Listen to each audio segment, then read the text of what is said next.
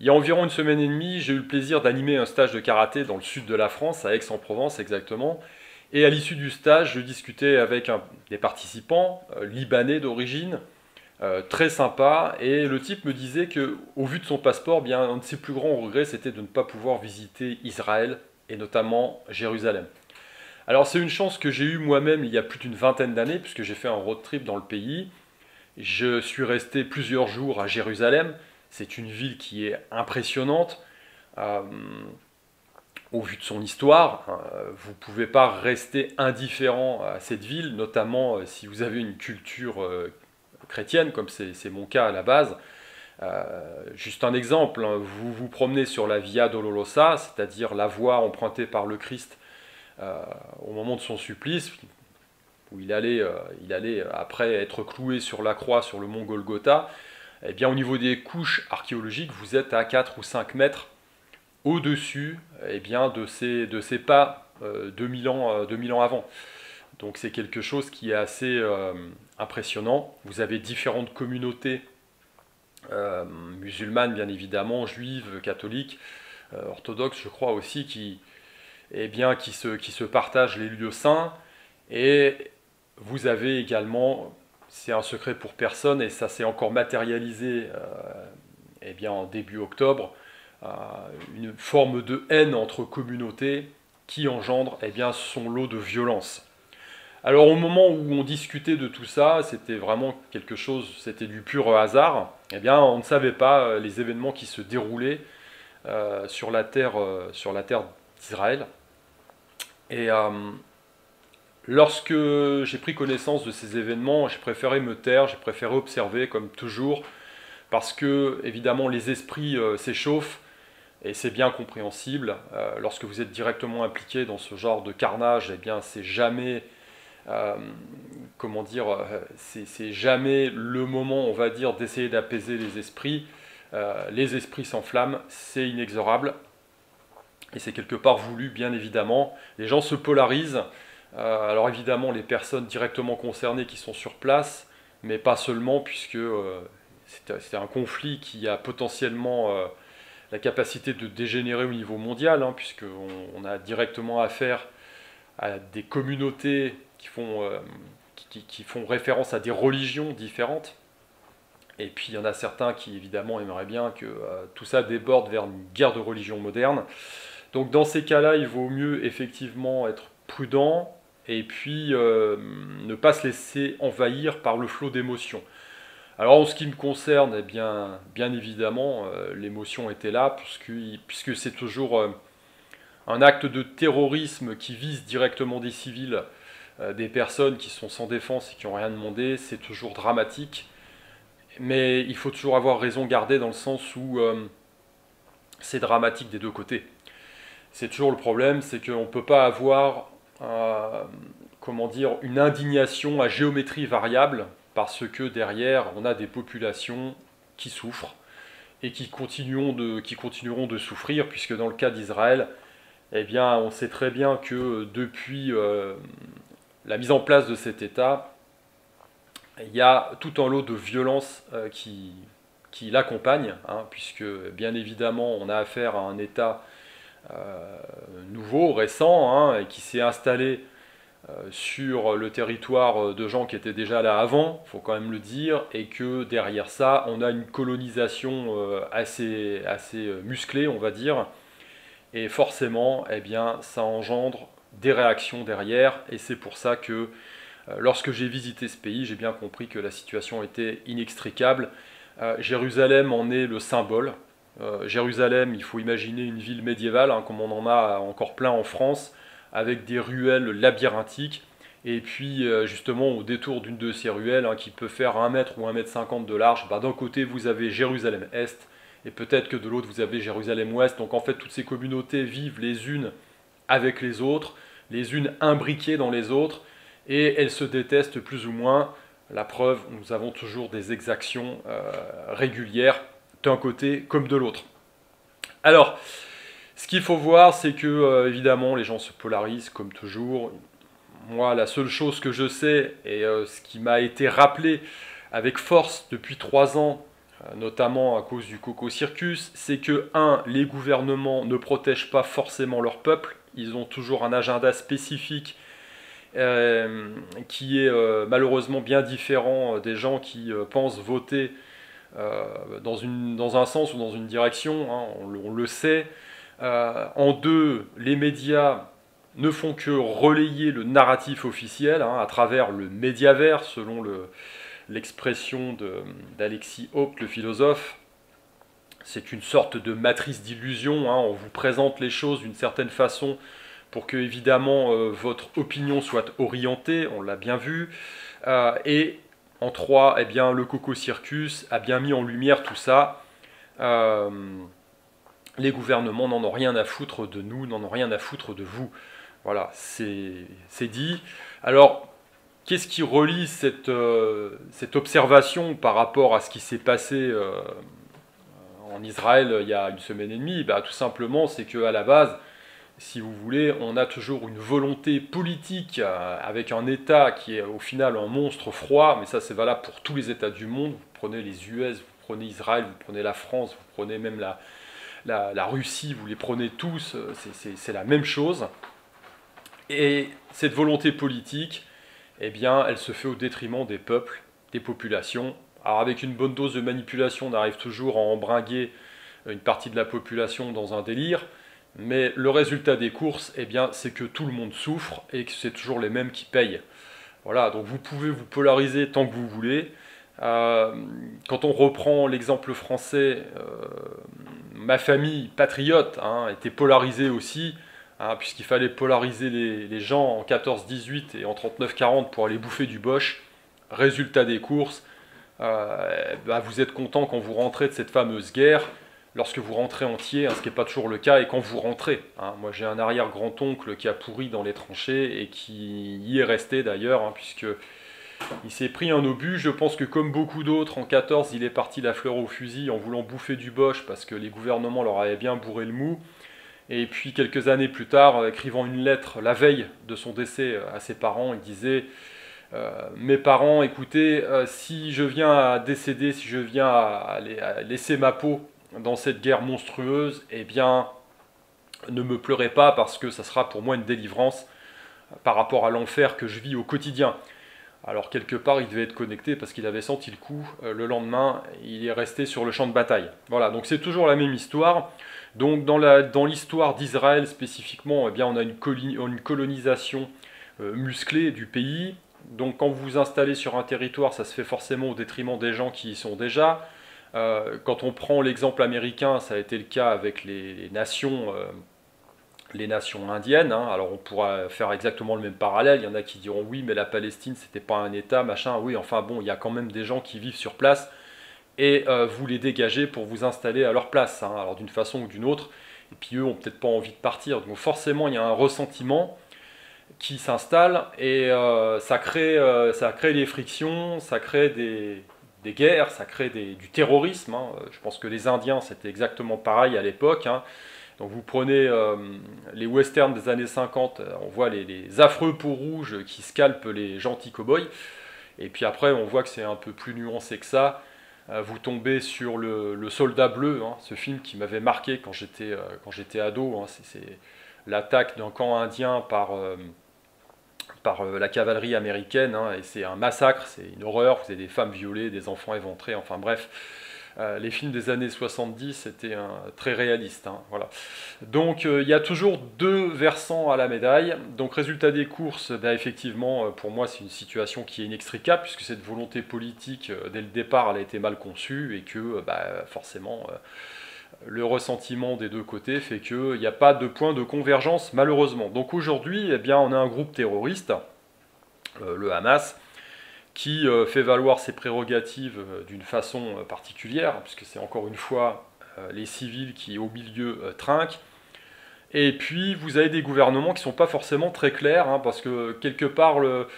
Quand on voit un petit peu l'état d'Israël, enfin, c'est quand même un état hyper sécurisé, vous avez des militaires partout, chaque citoyen israélien est formé à la guerre, ils sont sur le qui-vive tout le temps parce que ils ont des voisins qui ne les apprécient pas spécialement. Ils ont des moyens technologiques équivalents à l'Amérique. Hein. Quand vous vous baladez et que vous traversez le pays, bah, vous avez l'impression d'être dans un État américain. Et c'est exactement la même chose au niveau des capacités technologiques et notamment militaires. Donc on se pose la question, on se dit comment des types avec des ULM et puis trois bouts de ficelle ont réussi à pénétrer le dôme de fer, hein, le truc qui est censé protéger tout ce beau monde et déceler des attaques.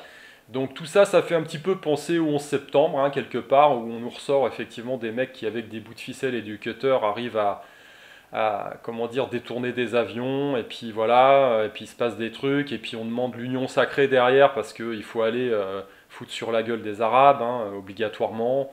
Et puis c'est comme ça tout le temps, parce que les médias relaient derrière des informations, rendez-vous compte, on éventre des bébés, on mange de la chair humaine, etc. Et puis derrière, eh bien, ça justifie l'adhésion de l'opinion publique pour commettre des exactions de l'autre côté, puisqu'on est dans l'émotionnel, donc tout ça se justifie. Hein. Ça ne serait pas la première fois. Je rappelle que pendant la guerre du Golfe, on nous a fait des coups identiques, hein, avec, je me souviens de cette jeune femme qui arrivait en pleurs à l'ONU en précisant qu'elle était infirmière et puis qu'elle avait vu des Irakiens éventrer des bébés dans des couveuses, etc. Alors après, on a su que c'était la fille d'un diplomate qui était autant infirmière que moi, je suis fonctionnaire d'État de haut niveau en France, et qu'elle avait raconté une belle histoire pour obtenir des choses derrière, c'est-à-dire l'adhésion du public et puis des aides militaires, bien évidemment, voilà, pour faire des choses.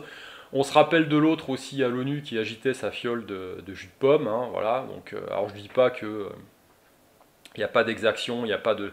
Je dis juste que l'on est toujours dans une manipulation qui est orchestrée, avec une agitation de l'émotionnel pour obtenir des choses derrière, et qu'au final, au bout du bout, le bilan des courses, eh bien, c'est que c'est toujours les populations civiles eh bien, qui trinquent au centre. Parce que je pense que quelle que soit la religion, quelque part, un homme, lui, reste tranquille à la base, à partir du moment où il a le ventre plein, où il sait que sa famille est en sécurité, et qu'il n'a pas de soucis par rapport à l'avenir de ses enfants derrière. Hein. Il pense que l'avenir sera radieux, donc je ne pense pas qu'on devienne terroriste dans ces conditions.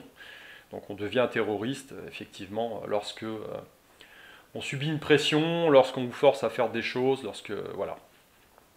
Résultat des courses, eh bien aujourd'hui, on a effectivement Israël qui va se venger, hein, qui part en guerre, hein, et puis on a au milieu eh bien, à peu près 2 millions de populations hein, civiles, essentiellement, qui sont dans la bande de Gaza, essentiellement des jeunes, hein, qui vont se faire atomiser.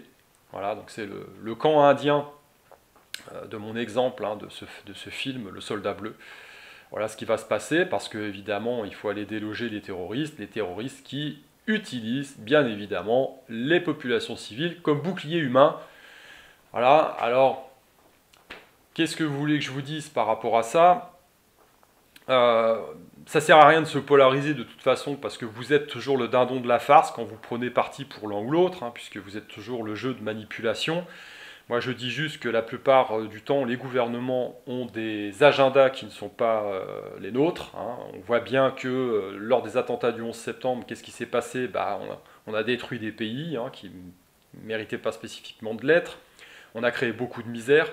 Alors à l'époque, on nous a vendu les frappes chirurgicales. Alors c'était top, puisqu'on assistait au spectacle. C'était déjà le Médiavert à l'époque. On allumait la télé, on voyait des petites lumières de loin, puis on nous expliquait que là, il y avait une bombe qui était tombée sur une installation militaire, que juste à côté, il y avait un hôpital, mais que l'hôpital, eh ben, ça va, il n'avait pas été touché, et que c'était vraiment un truc technologique de pointe, il n'y avait aucun souci. Voilà. Bon, des années après, on a bien vu que le pays était rasé, mais bon, ceci est un point de détail, puisque l'opinion publique, en général, passe à autre chose très rapidement, et elle veut oublier. C'est toujours la même chose, tant que ça ne vous touche pas votre propre nombril, et que ça concerne les autres, eh ben, c'est pas un souci. Le problème, c'est qu'on est dans une période où, effectivement, tout le monde sera touché.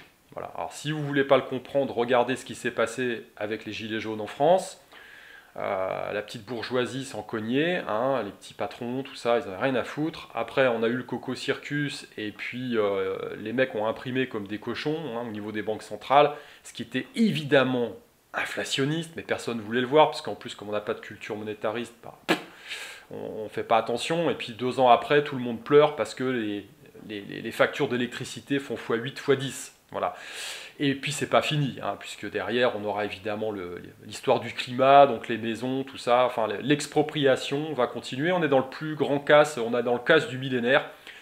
Donc il y en a qui sont en train de faire tapis, et puis comme au poker, hein, et les autres ramassent la mise.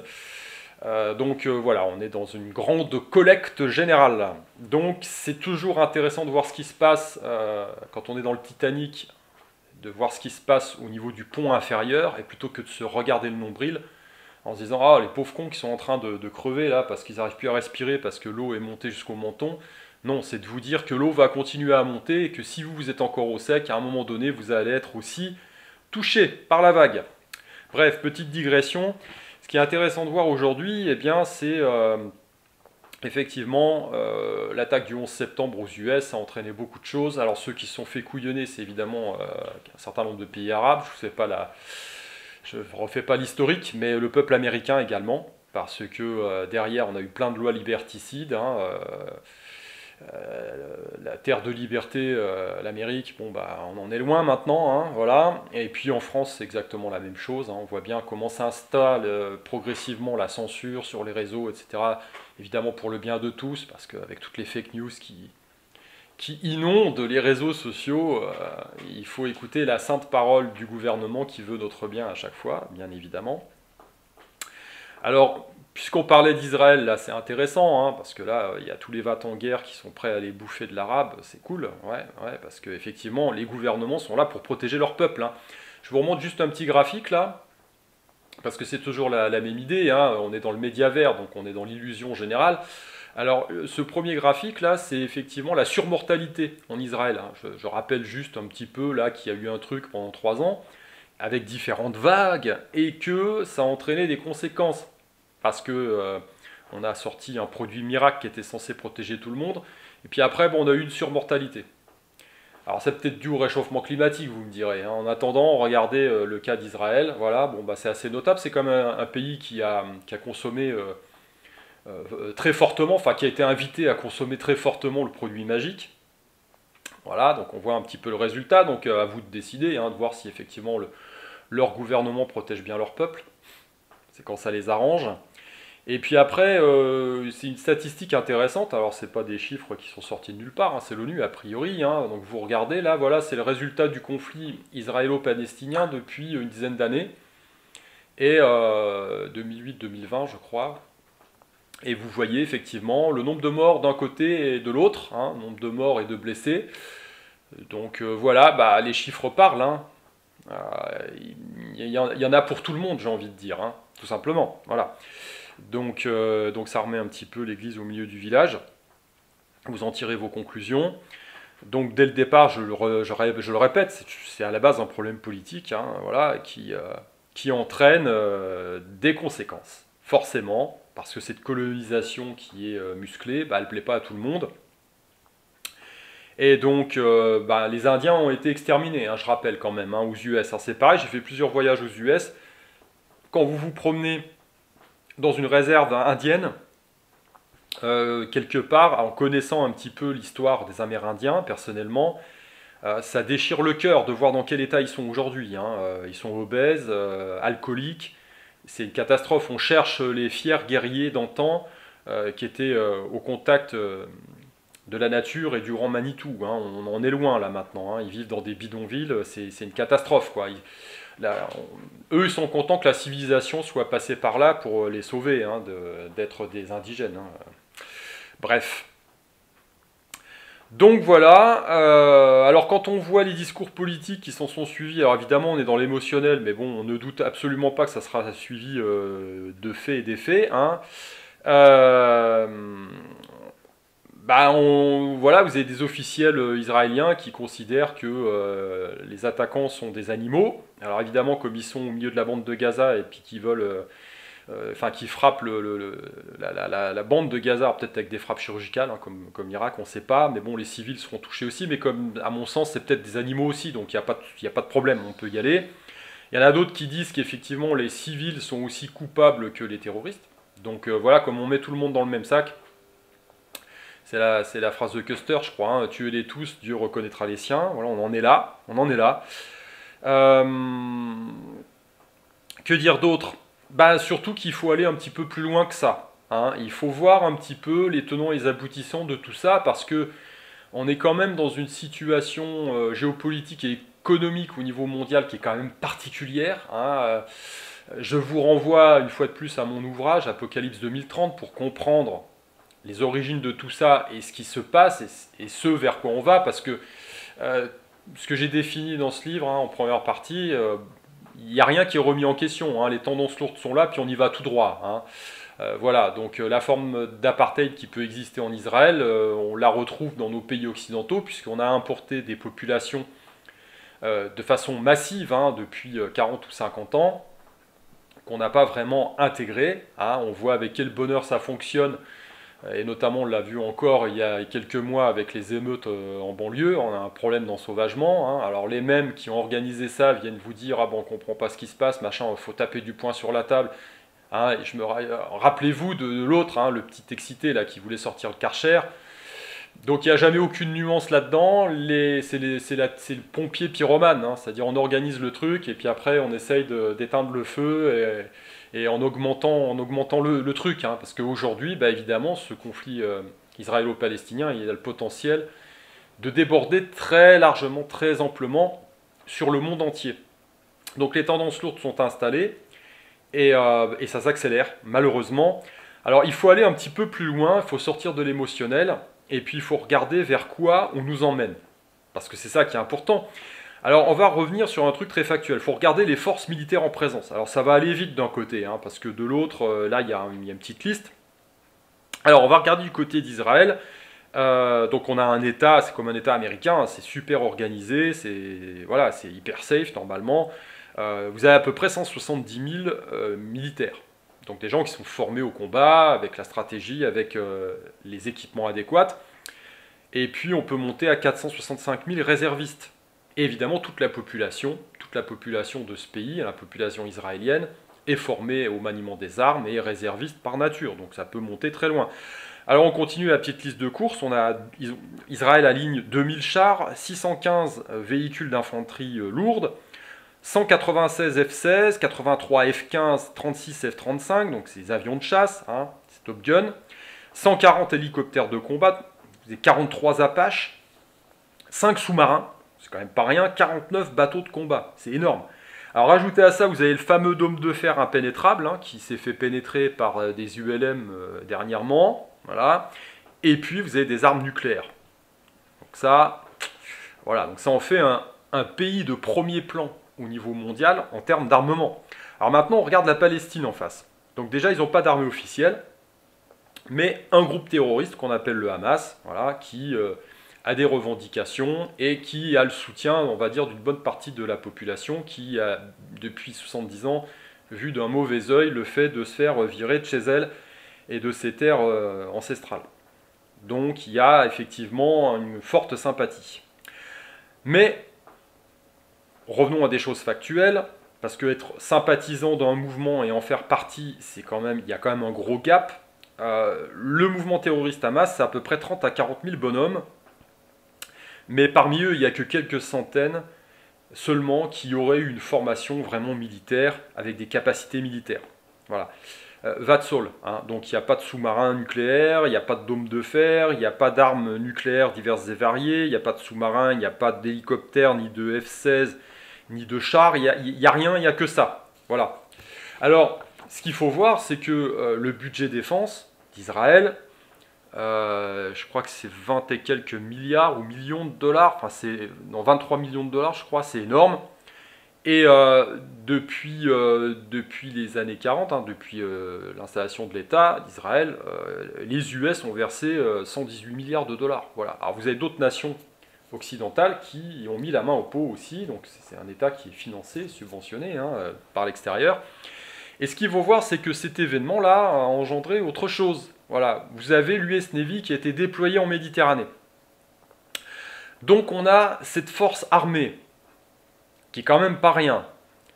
Et en face, quelques milliers de Gugus, qui doivent avoir quelques Kalash et des armes qu'ils ont récupérées en Afghanistan, voire en Ukraine, au marché noir, cachés au milieu de la population palestinienne de la bande de Gaza, et qui s'en servent comme bouclier humain, bien évidemment.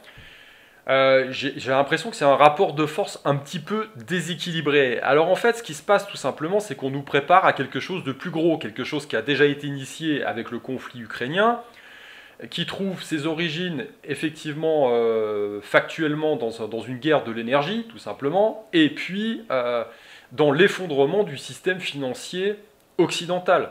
On y est. Hein. D'un côté, on a toutes les ressources qui sont du côté du bloc des BRICS, et puis de l'autre, on a un truc artificiel avec de la monnaie qui est de la monnaie de singe qui est en train de s'effondrer. Alors ça tient encore parce qu'il y a encore la confiance, c'est-à-dire que les gens veulent croire à tout ça, mais on voit bien que ça commence à fissurer de partout. Et là, on a un deuxième front au Proche-Orient qui n'est quand même pas rien parce qu'il a le potentiel évidemment de s'étendre au monde entier et surtout d'être importé dans les pays occidentaux par l'intermédiaire de guerres civiles. Hein. Je veux dire, tout va bien. Il y a quand même des gens là qui sortent des couteaux et qui crient à la Akbar pour aller égorger des profs. Quoi. Enfin, je veux dire, c'est...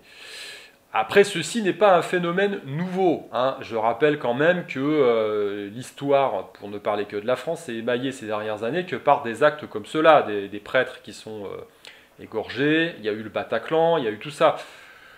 Bon, on se dit, il y a quand même des gens qui tirent les ficelles à très très haut niveau et qui ont des vues qui sont vraiment très différentes de ces populations qui se font manipuler, les uns comme les autres. Hein. Imaginez par exemple, on sait que dans le cas d'Israël, a priori, l'État avait été prévenu, hein, l'Égypte avait prévenu qu'il se passait quelque chose, mais ils n'ont rien fait. C'est quand même étonnant.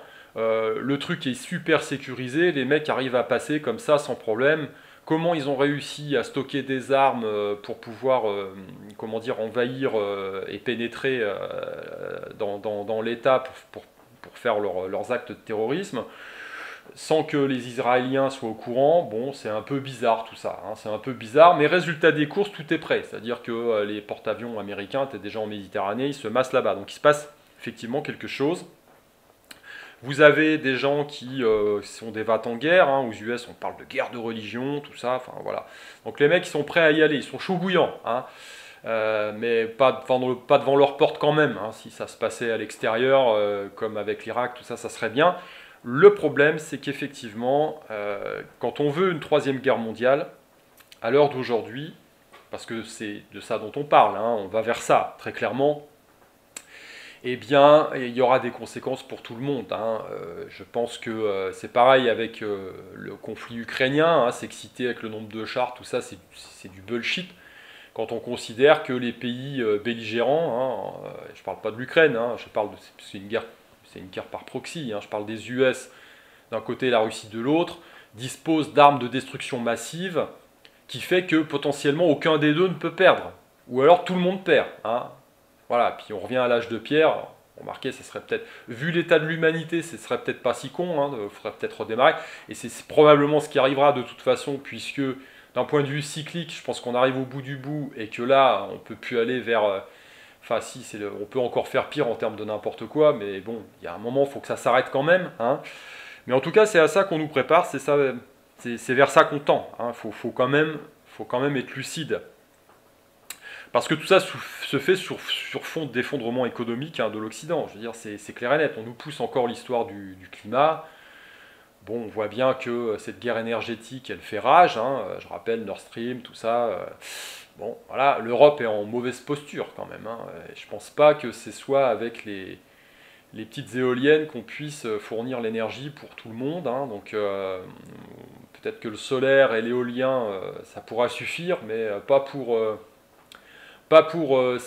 8 milliards d'habitants, il ne faut pas se voiler la face, donc ça pourra fonctionner, mais pour beaucoup moins, donc on serait dans le plan global. Alors, j'aimerais terminer cette vidéo par quelque chose d'un peu plus, pas léger, hein, je suis désolé, on n'est pas dans une vidéo où la légèreté prime, vu ce qui se passe, de toute façon c'est un petit peu difficile.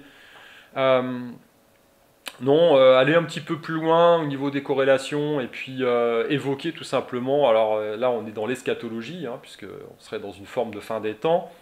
Je vous renvoie juste à certaines prophéties d'un Autrichien qui s'appelle Alois Erlmeyer et Marie-Julie Janny. Alors c'est intéressant parce qu'on peut y croire ou pas. En attendant, quand on voit, on va dire, le jeu d'échecs et les pions qui se mettent en place, eh bien, il y a des événements qu'on aurait jugés débiles encore 3 ou 4 ans en arrière, et là, aujourd'hui, on se dit, ah, tiens, quand même, effectivement, ça pourrait éventuellement se produire comme ça. Alors, c'est des scénarios parmi d'autres, hein, mais quand vous avez un type dans les années 40-50 qui prophétise des événements, qui dit, voilà, il y aura une guerre au Proche-Orient, ça sera le début, quelque part, de la Troisième Guerre mondiale, enfin, le premier domino, puisqu'il y en a d'autres qui tomberont derrière, et puis c'est un peu comme en 14, avec le jeu des alliances, tout ça, bah, ça s'embrase, hein. Et donc le début du conflit démarrera là-bas, bon, bah, a priori la guerre là, elle est bien lancée, hein, on va dire, hein, et ça va partir un peu plus loin, il y a de fortes chances. Derrière, alors ce qu'il nous dit, c'est qu'il y aura un homme politique de premier plan qui sera assassiné dans les Balkans, et ça sonnera le début de la Troisième Guerre mondiale, avec une invasion russe de l'Europe de l'Ouest. Alors aujourd'hui, avec le conflit ukrainien qui s'enlise, et puis effectivement cette volonté de prolonger une guerre inutile, on se dit c'est pas complètement idiot, effectivement. Alors je crois que c'est lui, oui c'est lui, et Marie-Julie Janny qui a dit que effectivement Paris serait brûlé par ses propres habitants, hein. Alors Marie-Julie Janny parlait de Mahométan à l'époque, puisqu'elle est, je crois qu'elle est née à la fin du 19e siècle, donc voilà, mais comment elle aurait vu tout ça? Alors quand on voit effectivement les banlieues qui s'embrasent, on se dit ah, ce serait tout à fait possible. Donc voilà, c'est quand même assez extraordinaire d'observer comme ça. Il y a beaucoup de choses qui nous dépassent, hein, sur cette Terre. Le monde de l'énergie est quand même quelque chose d'assez énigmatique. Et on se dit comment des gens, il y a des dizaines d'années, voire certains dans des siècles différents, hein, ont eu des visions qui décrivent notre monde aujourd'hui et des événements qui potentiellement pourraient arriver. Donc voilà. Que dire d'autre? Eh bien que malheureusement pour moi, j'en reste à mes constats de base, c'est que l'humanité tourne en boucle, malheureusement. Je pense que spirituellement on n'évolue pas. On est toujours mu par les mêmes problèmes, hein, les problèmes psychologiques, tous ces biais là qui sont utilisés par nos marionnettistes pour nous emmener dans une direction ou dans l'autre, et que aujourd'hui, effectivement, avec les moyens technologiques dont on dispose, en termes d'information, de moyens de destruction, bah, on arrive en fin de macrocycle, et que malheureusement, et heureusement j'ai envie de dire, il y a des socles de base sur lesquels s'est développée l'humanité, qui doivent subsister, qui subsistent, et ces socles, ce sont ceux qui doivent être travaillés en priorité. Et pour moi, eh bien, il faut en revenir à la personne humaine, à soi, il faut travailler sur soi, physiquement, mentalement et spirituellement. Tout ça est imbriqué, parce que vous allez en tirer divers bénéfices. Déjà, vous allez être mieux dans votre peau et dans votre tête, en empruntant cette voie. C'est évident, parce que quand vous êtes alerté, que vous voyez un petit peu le déroulement du monde, eh bien, il y a de quoi s'angoisser, hein. Vous allez lutter efficacement contre le stress, et puis vous allez être mieux dans votre peau, c'est ça qui compte. Derrière, vous allez être plus à même de pouvoir réagir face à une situation de crise, donc face à une situation de stress extrême, que ce stress se manifeste physiquement ou psychologiquement. On a vu ces 3 dernières années qu'il y a des gens qui s'effondrent psychologiquement. Bien sûr, on a eu une énorme pression psychologique, mais dans les faits, il faut quand même voir que le confinement s'est passé devant Netflix, et puis vous invitez à faire du pain, hein, pour passer le temps. Enfin, je veux dire, ça va. Il n'y a pas encore des équipes qui sont venues vous chercher en vous mettant un flingue sur la tempe, où vous n'avez pas vu de mecs armés comme les Israéliens il y a une semaine et demie pour venir, comment dire, vous rappeler que la vie n'est pas un long fleuve tranquille. Donc on n'en est pas là, et pourtant il y a des gens qui se sont effondrés. Donc il y a urgence à travailler ça, il y a urgence à se recaler, on va dire d'un point de vue spirituel, c'est urgent, parce qu'en situation de crise c'est indispensable. Et puis vous avez d'autres bénéfices derrière, parce que vous allez avoir une forme d'intuition qui va se développer. Vous allez avoir la possibilité de prendre de bonnes informations sans trop vous laisser pourrir par celles-ci, et en même temps, avec le filtre de votre analyse intellectuelle, eh bien, vous allez faire confiance à autre chose, quelque chose de plus subtil, que j'appelle l'intuition, mais qui c'est une forme de connexion avec le monde de l'énergie, on va dire. Alors on y croit pas, charge à chacun effectivement de se faire sa propre idée. De mon côté, il est clair que mon positionnement est établi depuis très longtemps. Donc c'est la voie que je propose, hein, bien avant le fait de se précipiter pour construire une BAD n'importe où. Voilà, je veux dire, la base de la base, c'est vous. Il faut revenir à l'individu, il faut revenir au lien, à ce qui nous lie entre humains, avec vos proches, mais avec les gens qui ont, on va dire, les mêmes connexions, hein, les mêmes valeurs. C'est fondamental parce qu'on est dans une époque de destruction. Et que, eh bien, il faut au moins, dans un premier temps, vivre ou essayer de vivre correctement pendant le maelstrom, et peut-être espérer, effectivement, tirer son épingle du jeu de tout ça. Voilà, bah écoutez, longue vidéo là-dessus. Voilà, pour conclure, eh bien, je dois vous avouer que ces événements eh bien, donnent un coup au moral, bien évidemment, parce qu'on se dit c'est pas possible, l'humain n'apprend rien. Les mémoires sont aussi courtes que celles d'un poisson rouge, hein, ça dure 2 secondes et puis on est reparti encore dans les mêmes tours, dans les mêmes trucs. Les gens se polarisent, ils n'ont rien compris. Hein. Vous ne faites pas partie, vous, moi, je m'avance un peu, mais je pense, hein, entre nous, on ne fait pas partie des 0,01% qui pourront prendre l'hélico pour aller rejoindre Elon Musk dans sa fusée pour aller sur Mars. Hein. Donc on est tous amenés à vivre sur cette Terre. Et si on n'arrive pas à vivre en bonne intelligence les uns avec les autres, eh bien on mourra ensemble. Voilà, c'est aussi simple que ça.